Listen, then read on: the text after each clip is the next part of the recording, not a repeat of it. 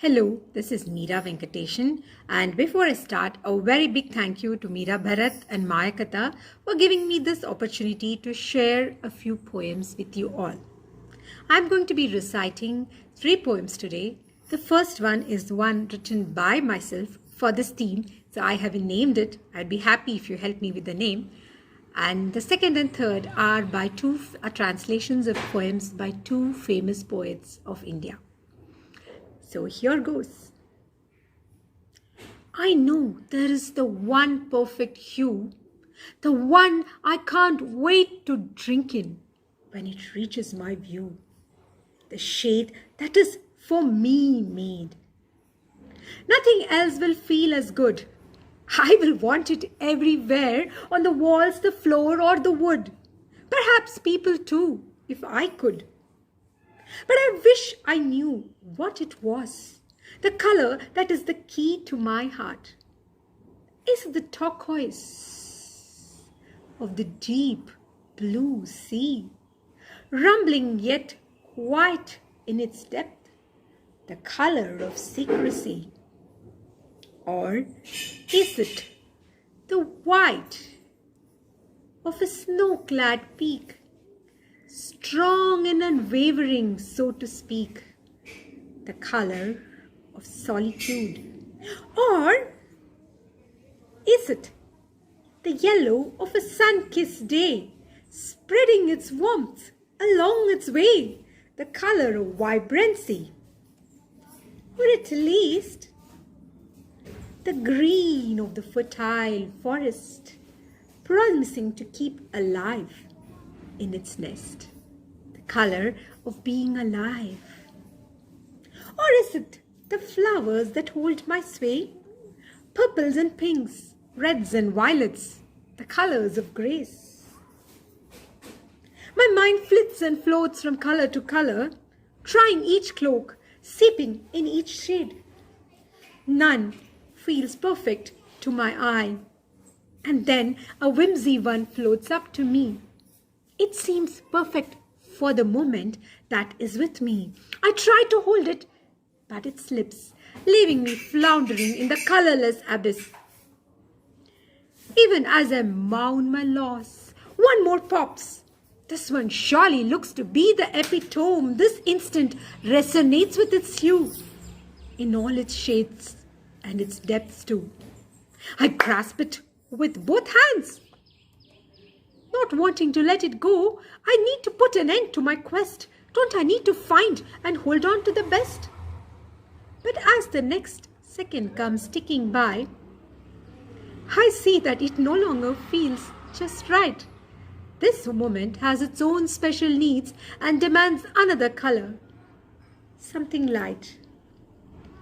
I smack my head as I realize my quest for the perfect color I set aside.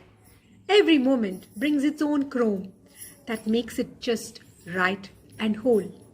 Each moment holds in its own breath, its own colors that is for it perfect. I will dive myself in its ephemeral effervescence and soak in each moment as it comes.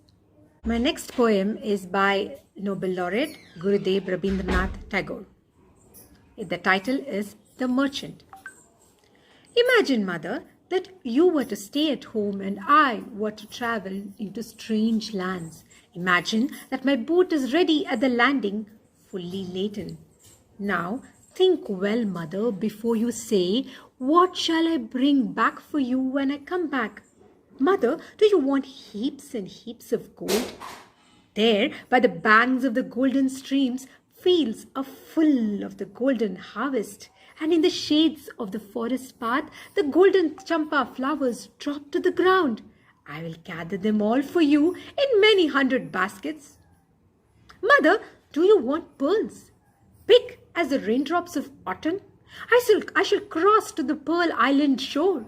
There in the early morning light, pearls tremble on the meadow flowers. Pearls drop onto the grass and pearls are scattered on the sand in spray by the wild sea waves. My brother shall have a pair of horses with wings to fly among the clouds. For father, I shall bring a magic pen that without his knowing will write of itself. But for you, mother, I must have the casket and jewel that cost 7 kings, their kingdoms.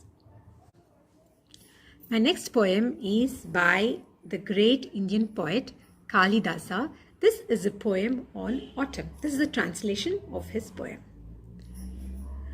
The autumn comes, a maiden fair in slenderness and grace, with nodding rice stems in her hair and lilies in her face.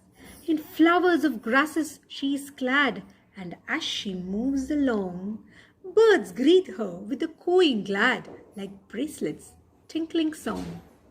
A diadem adorns the night of multitudinous stars. Her silken robe is white moonlight, set free from the cloudy bars, and on her face the radiant moon bewitching smiles are shown. She seems a slender maid who soon will be a woman grown. Over the rice fields laden plants are shivering to the breeze, while in the brisk caresses dance the blossomed burdened trees.